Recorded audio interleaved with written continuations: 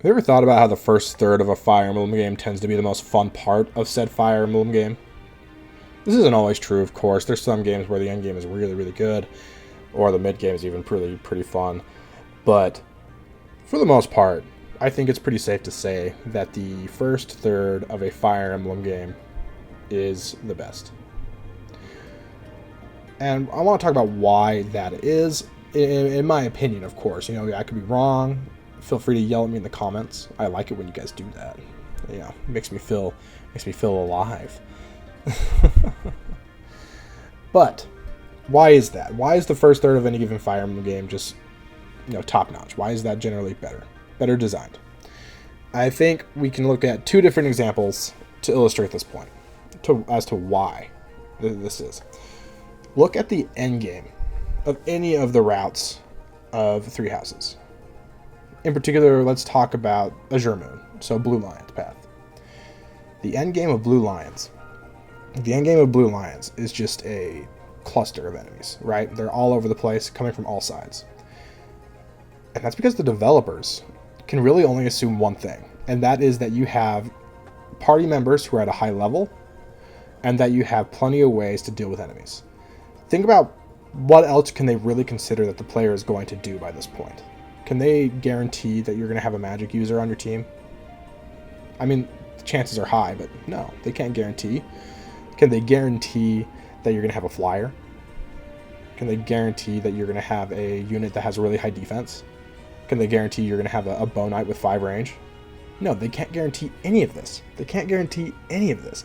And because of that, you get a fairly generic map with generic enemy placement. Yes, the music's amazing, thematically it's cool, but when it comes right down to it, it's just a cluster of enemies on a map. Right? It's just a bunch of really powerful enemies that you have to slowly deal with.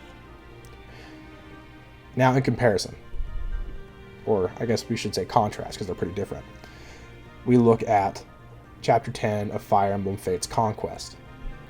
Chapter 10 of Conquest is seen in the community as one of the best maps of all time in the series, or maybe just tactical RPGs in general, and I tend to agree. It's very, very good.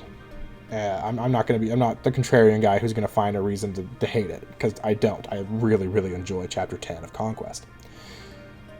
And think about the circumstances you're in as the player at that point. You have a very limited cast at this point. You literally can deploy everyone unless you recruit Mozu, which is optional at this point. And her deployment doesn't change a whole lot. Unless you replace, someone who's really important. I don't know. If you replace, Effie with Mozu, I don't know, man. On easy, maybe. On normal and hard, that's going to be pretty rough. On normal, maybe. It's going to be pretty hard on hard and lunatic. So, you have a pretty much set cast of characters you're going to be using. They are, for the most part, set in the classes that they come in, because you don't have all that. Your resources are pretty low at that point. You don't have a ton of heart seals and whatever. I think you get 1 in the base game at that point, and I guess if you're using the DLC stuff, you can get a bunch of other classes as well. But we're going to ignore that for a minute. So if you play Conquest Chapter 10 especially on Lunatic, the developers know exactly what you have.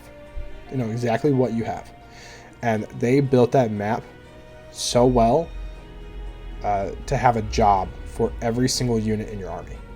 It is so well made. There are choke points for Effie and Silas. There's even a fire orb thing to shoot fire orb magic stuff at people from a safe distance for Nyx. Of course, she needed something like that to do. You have archer ballista stations for Niles. You have houses to go get for other people. And then you just have you have floating strong units that you can fly around, like Camilla or even potentially Baruka. There's just a job for everyone, right? And speaking of Camilla and Baruka, you have these Pegasus Knights that are flying over the water and coming at you, and sometimes they're the only people who can get to them, which is just really fascinating and interesting. So it's just really, really well thought out and well made, because again, the developers knew exactly what you have. So that's just it. That's what makes a Fire Emblem's first third the most interesting to me, generally, is because the developers knew exactly what you have. Or had, I guess, is what I should have said. The developers knew exactly what you had. And that is a good thing. I would go so far as to say that the more limited the player is, the more interesting the map can be made. Or even just say the better it will be. If the developers are taking all that into account. Who knows? They could still just not care. They could still be whatever about it. So, what do you guys think? Do you think that's true? I don't know. I've thought about this a lot. And when the developer knows what you have and they plan the map around that and expect you to use your resources, that's when Fire Emblem is really interesting. But, that doesn't always happen. Even in the first third of, say, a game like Gaiden or Echoes, you can't really know because, even in the first 2 battles or after the first 2 or 3 battles, you're going to have promoted units and it's all going to be changed and different, right? You could have, 4 Cavaliers in Echoes by the time you get to the 5th battle, or you could have a bunch of archers or some variation, So you never really know there. Or like 3 Houses is similar too, where every unit is so different and you can recruit units really quickly. There's all sorts of nonsense you can do there too. So, hard to say.